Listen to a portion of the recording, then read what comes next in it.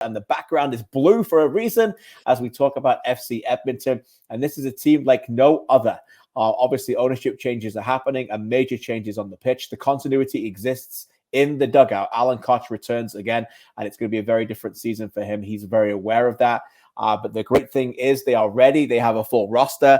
And I think they've got some decent players looking at this now. Now, some teams in the Canadian Premier League, we should say, have signed players and loaned them to FC Edmonton. And FC Edmonton are able to play those players against that opposition. That's important to note as well, as people continue to get used to the rules in this league. But Azriel Gonzalez is back, now owned by York. Tobias Wojciechowski is back, now owned by York, as is Julian Ulbricht, who will play with Tobias Wojciechowski, the two Germans likely to play up top. And they're also good buddies off the pitch as well. That certainly helps as well. So the continuity is there. They brought in Luke Singh from Toronto FC. Shamit Shom is back, now owned by Forge as well. And a whole host of good young players as well. Cairo Coro, don't sleep on him, from Cape Breton, the draft pick. Gabby Bitar from Carlton Ravens. Many others. Master Kasha, who is from, obviously, the aforementioned Valor as well. So, look, this is going to be a challenge. There's no doubt about that, Charlie. This is going to be a challenge like no other that Alan Koch has ever faced, and this FC Edmonton team as well. But they've got a young team. They've got a team that a lot of the players feel like their last chance saloon here. When you think of players like Felix Ense, obviously Niall Higgins, Mamadi Kamara, players that are getting a last chance, particularly to play at this level. And it'll be exciting to see what Alan Koch can do with this group. Yeah. I think that this is going to be one of the biggest stories of the season, is just what this FC Edmonton team looks like.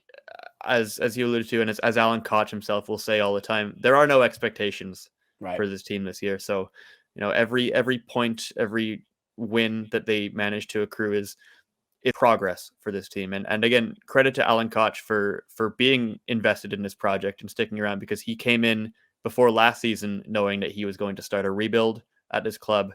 He basically has had to start again after this season. But he is building something. They're trying to, reignite the Edmonton soccer community, because there is obviously a great passion for the game there, as we've certainly seen in November when the national team was there. And this is going to be a very hungry team on the pitch. Kristian, as you said, a lot of these players having either their last chance at this level, or they're young players, they're getting their first chance. All of these players want to show what they can do.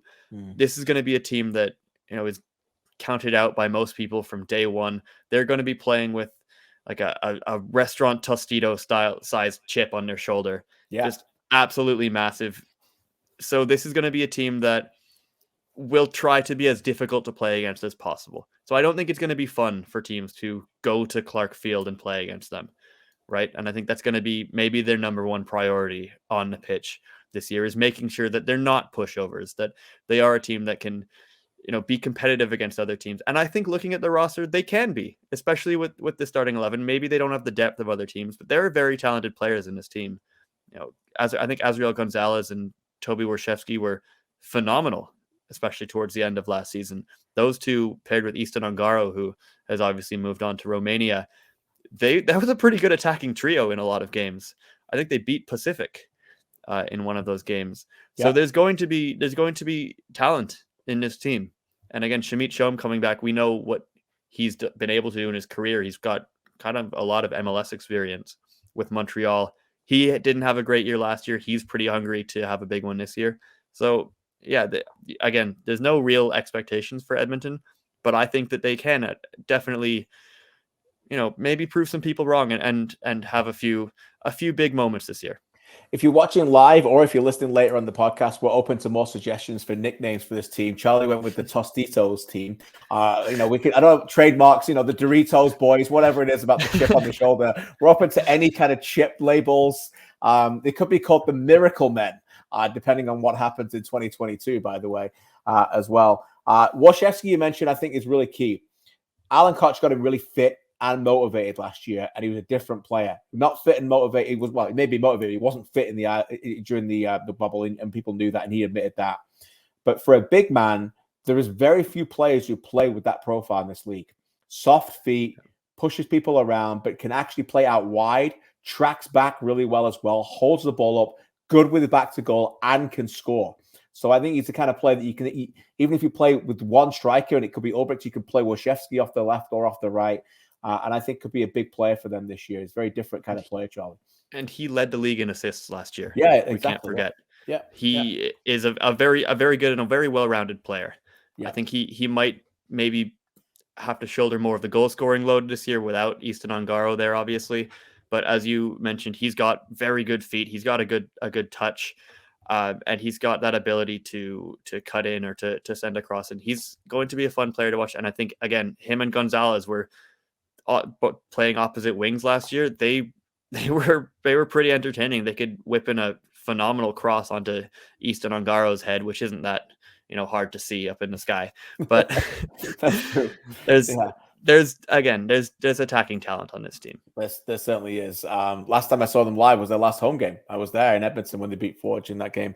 Goal scored by Easton Ongaro, which I think secured the wooden spoon for Ottawa that day. I think that's what it did. Yeah. The man that has been at the forefront of all of this, who hasn't hidden behind any of it and has taken on this challenge with two foot in, not hidden behind a quote, not hidden behind an interview, not anything.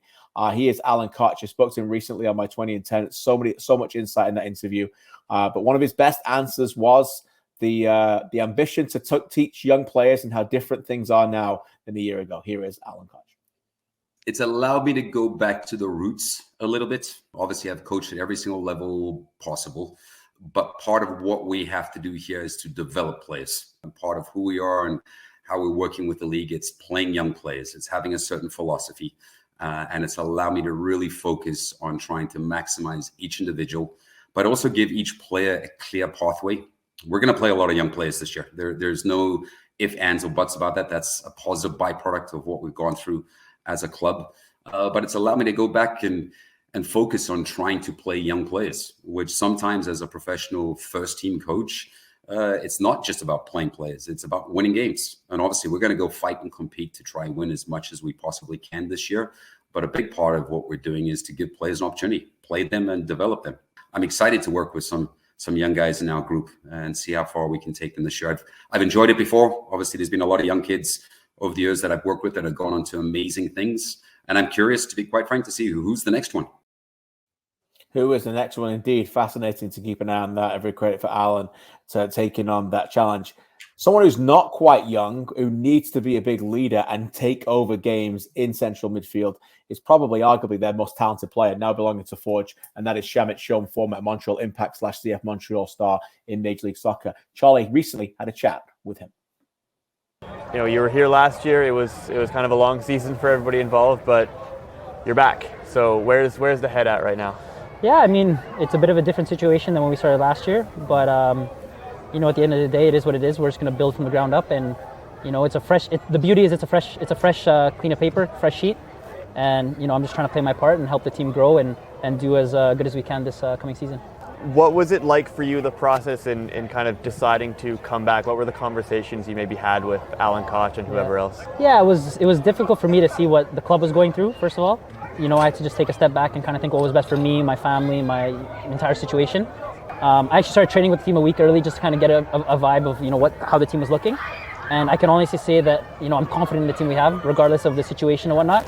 And if I wasn't confident in it, I wouldn't be here this year. FC Edmonton is obviously a club that you have a lot of history with. You were here in the old days before the CPL, before you went off to play in Montreal, and you're back here. It's always got to be special, right, to be representing your hometown? Yeah, and I think that was a big thing for me, was just staying back here, representing FC Edmonton, especially during the tough times. It's something that I was, I'm willing to do, and I think, everything that the club's done for me, it's my time to give back, and so hopefully being here, I can be a role model for, the younger kids coming up, and just be a good role model for the team. Last season, I think when you came in, when you first signed back with this club, it was a really big signing for the club, obviously, because you have been a player that a lot of people around Canadian soccer know. You've got some of that experience in MLS with Montreal, which went pretty well. You came in last year. I don't think it's a secret that it wasn't the way that you wanted the season to go, right? For the club, for yourself, for anything. But maybe what did you learn last year about, the way that the whole year went down, and what can you kind of bring from that into this year? Yeah, I learned a lot about myself and just, when things don't go your way, what can you do about it? You can either kind of mope about it, complain about it, or you can just keep putting in the work. Just come in, day out. And put in the work. I think last year I was a bit on edge too. I was putting in a bit more pressure on myself to be the guy, and when we weren't having success, it hit a bigger toll on me. This year, I'm coming in a lot more relaxed and just, enjoying every moment of just playing back home with my friends, in front of my friends and family. And hopefully that'll bring the best version of me out. You mentioned earlier, you guys want to surprise some people this year. And obviously, it's no secret that maybe the expectations aren't super high for this club, but it feels like there's hunger in the team to certainly maybe prove people wrong in this team and as you said, surprise people. Yeah, I mean, there's a lot of guys here that feel like they should be playing for bigger contracts at a better level, including myself. And I think with that hunger and that desire, it goes a long way. Soccer's a lot more than just technique and quality and how talented you are. It's about how much you're willing to put in the work, how dirty you're trying to be. Not dirty like that, but like how much you're willing to put in the work and the grit. That's what I mean. Oh my gosh, that's terrible. And I think we've got guys that are willing to do that, and that goes such a long way in soccer. And so, that's what I'm really excited about, is just coming into an environment where everybody's willing to put in the work day in and day out and get better.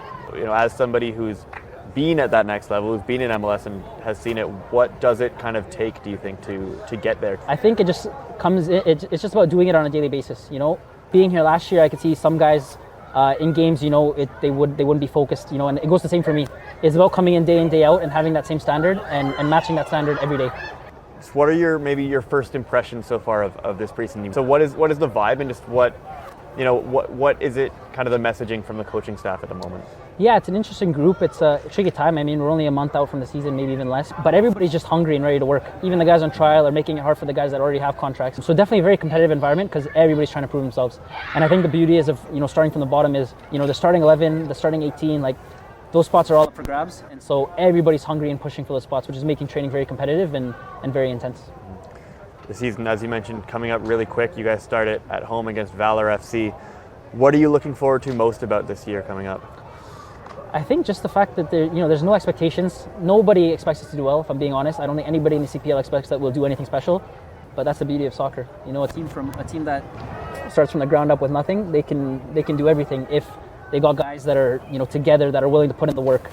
And I'll even go out there and say, look at the national team. They might not have the best players. They're not all playing in Europe, but they have that unity, that cohesiveness, that brotherhood, and that's what drives them forward. And if we can replicate, an inch of that with Edmonton, it'll go a long way. And so I think that's what we have to focus on, especially.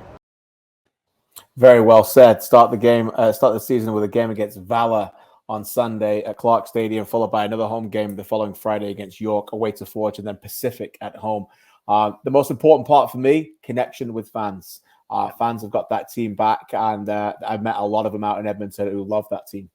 Jeff, I see your comment about ownership. I can't answer it. I don't know. But all I'll say is that I know there's a lot of people behind the scenes working on developing that. Jeff Harrop has come in, and many other people are working great people working at that club who care a lot about that fan base, Alan Koch included. I know the connection to fans is really important there. So hope to see many of you out there this year and supporting your team in Edmonton. That's what it's about, grassroots football, and really getting behind your region.